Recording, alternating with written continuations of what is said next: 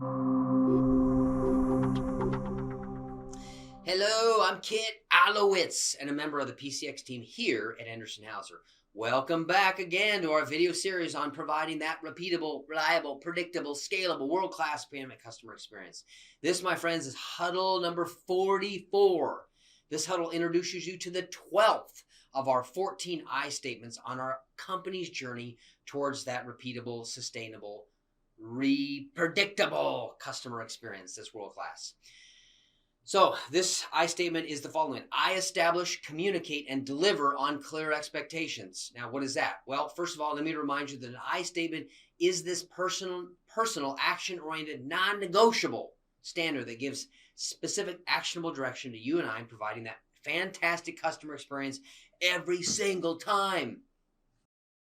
We have a high certainty as the pcX team when we say, as you live and be and do each of these I statements, our customers will in fact confirm that Anderson Hauser is the only preferred, reliable partner to go with to help them solve some of the world's biggest challenges.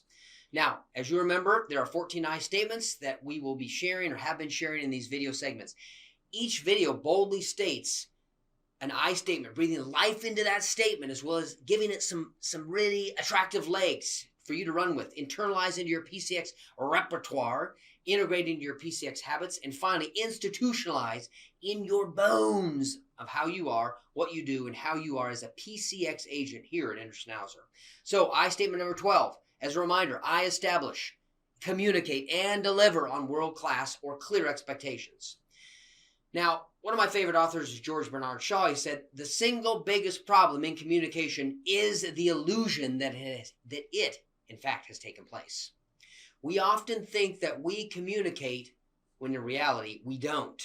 For example, we think that we communicate thing A, and then we act all surprised or even get angry when it appears that the other person heard thing B, not A, but B. This happens by our customers. This happens by our customers on their journey towards understanding and interacting with us. They can even do things like get angry when they think they communicate and we hear and don't do as they thought they clearly communicated. So I'm suggesting and inviting you to consider we own this. We own eliminating the illusion of communication. So you might be asking, how do you do this? Well, Pierre Martineau, actually a Canadian journalist, has attributed to him this coy little quote on communication. Take this on for size. The greatest enemy of communication is the illusion of it.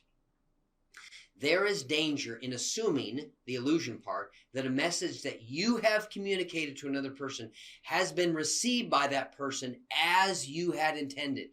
If the customer has the same issue as we have internally, then there is a high possibility that the message they intended is not being received by you in the same way the customer intended it.